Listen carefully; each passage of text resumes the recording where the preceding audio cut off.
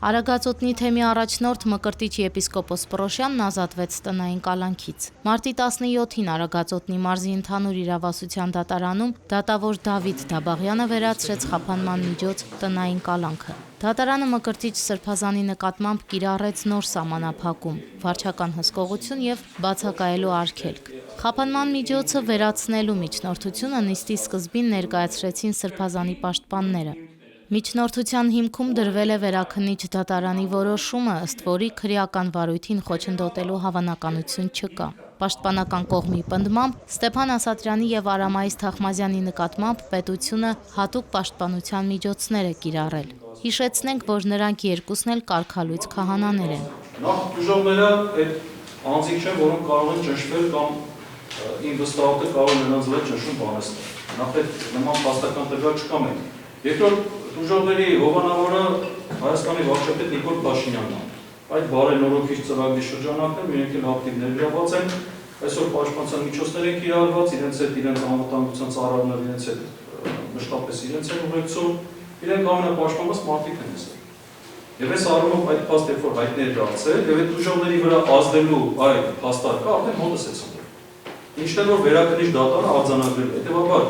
վերաքննիչ դատարանի որոշման պայմաններում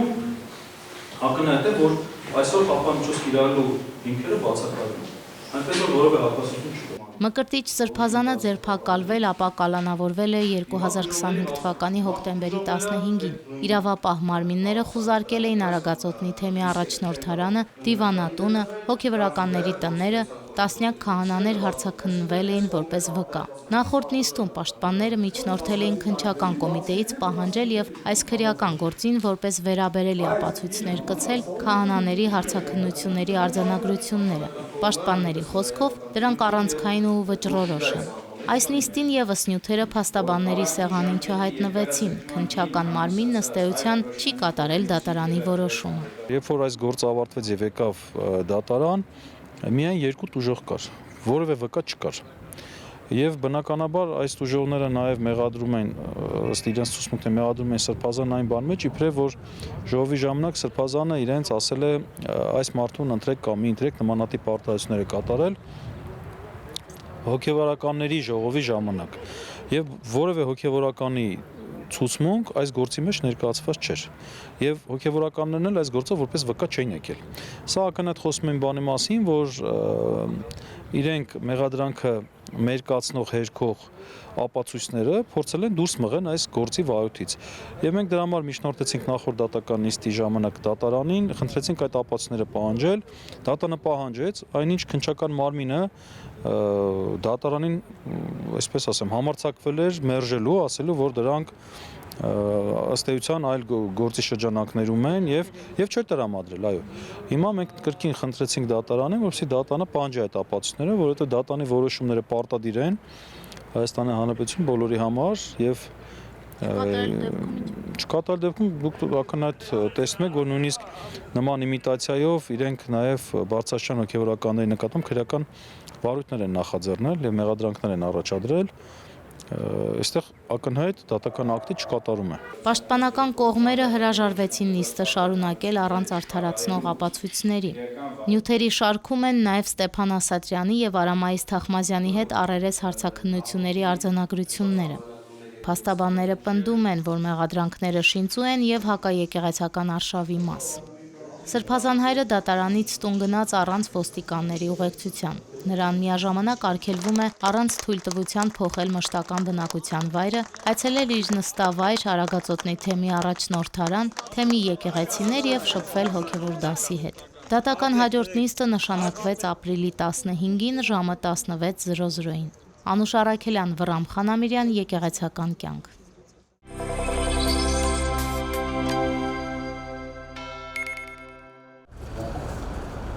Մարտի 16-ին Արամավիրի մարզի Առաջինատյանի դատարանում քննվեց Արամայիս Թախմազյանը ընդդեմ Հայ Առաքելական Սուրբ եկեղեցու գործը։ Կարգալույց քահանան վիճարկում է ամենայն հայոց կաթողիկոսի հայրապետական տնօրինությունը իրեն կարգալույց հռչակելու վերաբերյալ։ Դատարանը որոշել էր պարտավորեցնել Մայրաթոր Սուրբ Էջմիածնին վերականգնել Արամայիս Թախմազյանին հոգևոր հովվի կարգավիճակում։ Փաստաբան Արա Զոհրաբյանը նախորդ նիստի ժամանակ բացառք էր հայտնել դատավոր Հովհաննես Մելքոնյանին ու ներկայացրել էր անվստահության պատճառները։ Հայցը ըստ նրա չէր կարող վարույթ ընդունվել, որովհետև օրենսդրությամբ ամրագրված է, որ պետությունը չի կարող միջամտել եկեղեցու գործերին։ Մարտի 16-ի նիստում դատարանը բացառկը մերժեց։ Փաստաբանը ներկայացրեց այն օրենքները, որոնց համաձայն դատարանը չի կարող միջամտել եկեղեցու ներքին գործերին։ Վեճը եթակաչը դատանում քննության։ Սահմանադրության 18 հոդվածի հայաստանյանց Արգելական սուր եկեղեցու Հայաստանի Հանրապետության հարաբերությունների մասնագետի երկրորդ հոդվածի խղճի ազատության եւ կրոնական կազմակերպությունների մասնագետի 10 հոդվածի կանոնակարգումներից հետևում է, որ Հայաստանի Հանրապետությունը ճանաչում է Հայաստանից Արգելական սուր եկեղեցու ինքնակառավարումն իր նվիրաբերության սահմաններում։ Արամայիս Թախմազյանը նշեց, որ կարգալուծության հիմքերը ներկայացնող փաստաթուղթ չի ստացել։ Արա Զոհրաբյանը հիշեցրեց իր տրամադրած փաստաթղթերի մասին։ Նա նախկին հոգևորականին հարցեր ուղղեց առկա հայցադիմումի հոգևոր բարոյական կողմերի մասին։ Խնդրել եք հայցապահ միջոց կիրառել։ Դուք ասում եք, ես փաստաբան չունեմ, ես չունեմ, բայց դուք եք կազմել այդ միջնորդությունը։ Կազմակերպել եմ որոշ մարդկանց միջոցով։ Փորձել եմ, ես իմ կարողացած ուժի չափով որոշակի քայլեր անել։ Դուք չունեք զորացություն։ Ումից։ Օրինակ Հայաստանի վարչապետ Նիկոլ Փաշինյանի զորացություն չունեք։ Ես ոչ մի զորացություն չունեմ։ Հասանք։ Ոչ մի զորացություն, եթե զորացություն որևէ մեկից լիներ, իսկ թվում է այստեղ կլինեին կամ ինչ-որ, չգիտեմ, ինչ-որ տարբերակներով կլիներ։ Ձեզ ուղեկցող անձը, ձեզ պետության կողմից նշանակված պահապան չի։ Կարծում եմ, այս գործի ընդհանրապես առաջնորդ չի։ Չէ, այս գործի դա առաջնորդ չի, ես հրաժարվում պատասխան։ Ամենայն հայոց կաթողիկոսի տնօրինությամբ Արամայիս Թախմազյանը կարգալույծ էր հռչակվել եւ նա աշխարհիկ անձ է։ Ես հարցերով փորձում եի հասկանալ, թե ինքը արդյոք գիտակցում է, թե ինչ վտանգավոր մի գործընթաց է սկսել, երբ որ դատարանի միջոցով նա փորձում է գործել որպես հոգևոր հովիվ, այսինքն կատարել այդ ծեսերը, թեկուզ օրինակ երեխաների մկրտել եւ այս տեսակետից բնականաբար լուրջ խնդիրներ է առաջանում։ Նաեւ այնտեղ արագածոտի թեմում գործող հոգևորականների համար է լուրջ խնդիր առաջանում, որովհետեւ իբրև իրեն հոգևորական, եթե իրեն կընդունեն եւ իր հետ աղոթակից լինեն, դա կարգալուծության հիմք է։ Այսինքն այսպես մի մեծ շղթա է առաջանում այս խախտումներից եւ նաեւ բնականաբար երբ նա նշեց, որ ինքը չունի այսպես ասած զորակցություն, այդ էր ինձ հետաքրքրում, նաև այդ հարցն է ինձ հետաքրքրում, թե ինչպես չունի զորակցություն, երբ օրինակ ինքը պետության կողմից տրամադրված անվտանգության ծառայողի միջոցով իր հետ է շրջում։ Ըստ փաստաբանի դատավորը ծանր կացության մեջ է դրել Արագածոտնի թեմի հոգևորականներին եւ հավատացյալներին։ Այդ մասին է վկայում նաեւ Արագածոտնի թեմի հոգևոր դասի վերջերս հրապարակված հայտարարությունը, որով քահանաները իրենց անհամաձայնությունն են հայտնում դատարանի որոշմանը։ Հայտարարության մեջ նշվում էր, որ կարգալույծ հոգևորականները աշխարհական անձեր են եւ դատարանի որոշումները անհամատեղելի են եկեղեցական կանոնի հետ։ Փաստաբանի դիտարկմամբ ակնհայտ է, որ Ստեփան Ասատրյանի, Արամայիս Թախմազյանի եւ Արման Սարոյանի գործերում դատավորները ճնշման ներքո են գործում։ Նման ակնհայտ ակնառու ապօրինի որոշում չեն կայացնի։ Ինչ է նշանակում դատանի որոշման պարտադրել աշխարհիկ անձին, որ նա քահանայի գործառույթ անի։ Այսպիսի բան չի եղել, ես այսպիսի բան չեմ լսել։ Ոսմեք աշխարհիկ անձին պարտադրեն, որ նա քահանայի գործառույթ անի, չի կարող այսպիսի բան լինել։ Հոգևոր տիրույթ իրավունք չունի մտնի դատարանը։ Դա արգելված է մեր օրենքով, ուրեմն կրոնական կազմակերպությունների խղճի ազատության եւ կրոնական կազմակերպությունների մասին օրենքի 18-րդ հոդվածում ուղղակի գրած է։ Պետությունը չի միջամտում եկեղեցու ներքին կյանքին եւ չի ասում է գործադիր իշխանությունը կամ օրենսդիր, ասում պետությունը, դրա մեջ մտնում են բոլոր իշխանությունները։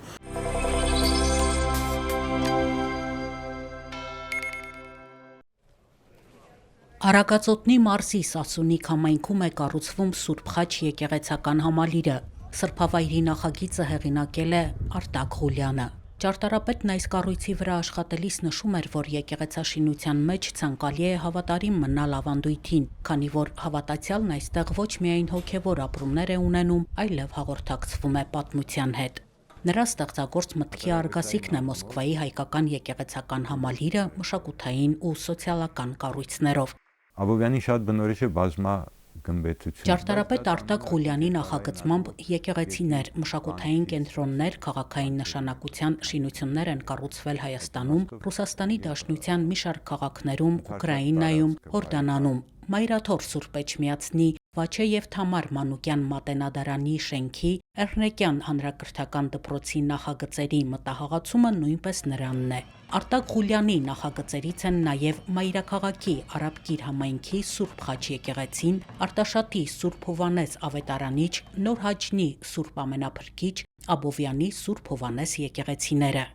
Վերականգնող ճարտարապետ, ճարտարապետության թեկնածու, դոցենտ, Հայաստանի վաստակավոր ճարտարապետ Արտակ Ղուլյանը ծնվել է Արցախում։ Սովորել է Երևանի Պոլիտեխնիկական ինստիտուտի ճարտարապետաշինարարական ֆակուլտետի ճարտարապետության բաժնում։ Նա գիտական աստիճան ստացել է պաշտպանելով Արցախի եւ Սյունիքի մելիքական ապարանքները ատենախոսությունը։ Արտակ Ղուլյանը դասավանդում էր ճարտարապետության եւ շինարարության Հայաստանի ազգային համալսարանում։ Ճարտարապետը կյանքից հեռացավ 2025 թվականին, 66 տարեկանում։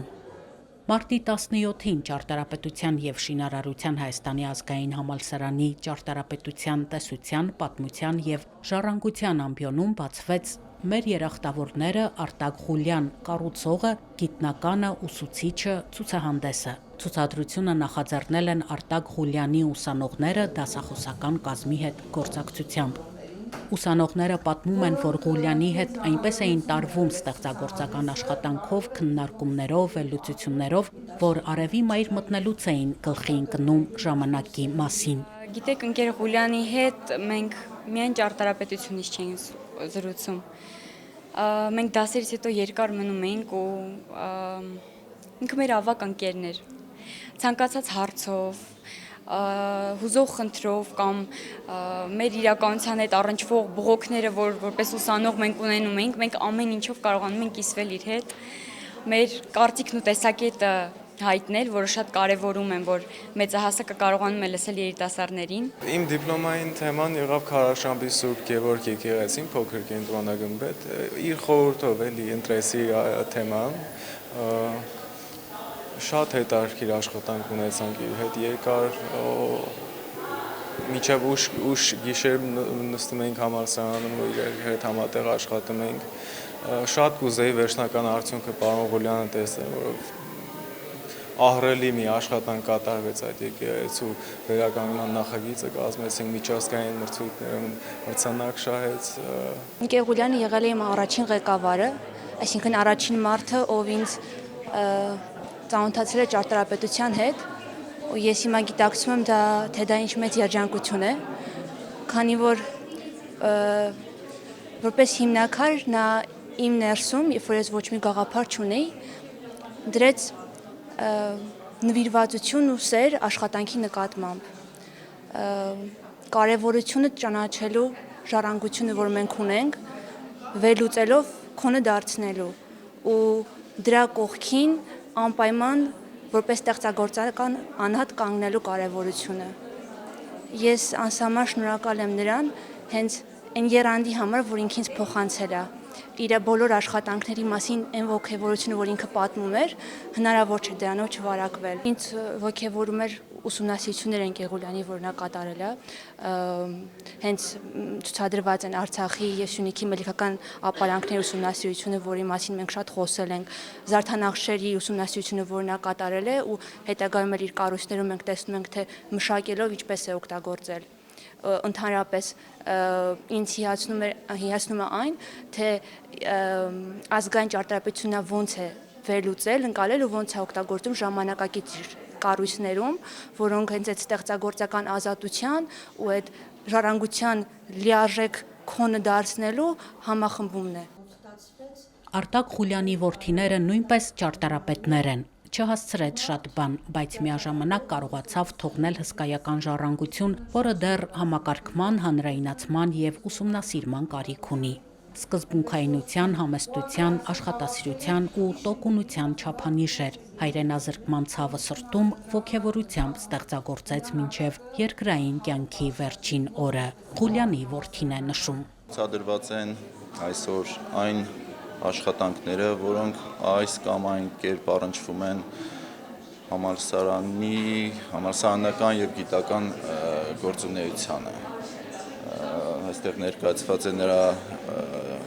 ավարտական դիպլոմային աշխատանքը, գիտական աշխատանքներ, հատկապես Արցախի եւ Սյունիքի մելիքական ապարանքների ճարտարապետության նվիրված նրա ծավալուն աշխատությունից գծագրային մասեր, վերակազմություններ, չափագրություններ, ինչպես նաև ուսանողների, նրա վերջին տարիների ուսանողների աշխատանքներ։ Նա կարող է գիշերը 3-ին վեր թռներ, տեղաշորից գնար, ես գիտեմ էլի, այդ տախտակիրը 2 հատ գիծ քաշեր։ Որտեղ այդ ժամանակ ինքը արթնացավ, ինքը լիդեր էր, ինքը դրոշակը ձեռին վազում էր առաջ եւ իր հետևից լիքը մարդ էին գնում։ Արտակ Ղուլյանը ինքը մեր ժամանակի լավագույն ճարտարապետներից էր, շատ ուրախ եմ, որ ճանաչել եմ իրեն, նրա ստեղծագործություններում կարելի է տեսնել ավանդական ճարտարապետության վերածնունդը, որ շատ քիչ է պատահում, խորությամբ գիտեր միջնադարյան ճարտարապետությունը, շատ զգայուն, ներքին մեծ հարստության տեր մարդ էր Արտակ Ղուլյանը, արվեստագետի մեծ հոգի ուներ, նուրբ հոգի եւ կարելի ասել իր ստեղծագործություններում դա տեսնում ենք մենք նրա բոլոր կառույցներում ինչ նրբորեն է ինքը ներկայացնում միջնադարյան այդ վերածնունդը, զարդաքանդակը, խաչքարերը նրա լիովին տարբերվում են շատ-շատերի գործերից, իսկապես անհատականություններ։ Արտակ Ղուլյանը մեծ ներդրում ունի եւ որպես վերականգնող ճարտարապետ ու գիտնական եւ որպես նոր շենքերի նախագծող ճարտարապետ։ Նրա նախագծերով վերականգնվել են Կոտայքի մարզի Ձագարավանք եկեղեցին, Առինջի մատուռը, կազմել է Նուռնուսի եւ այլ եկեղեցիների վերականգնման նախագծեր, մասնակցել է Մաքրավանք վանական համալիրի վերականգնման աշխատանքներին։ Գարեգին II ամենայն հայոց կաթողիկոսը Արտակ Ղուլյանին վաստակի, հայրենանվեր, եկեղեցասեր ու ազգաշահ իրագործումների համար Հայաստանյայից առաքելական Սուրբ եկեղեցու, Սուրբ Սահակ, Սուրբ Մեսրոպ պատվո բարձր շքանշանով է պարգևատրել։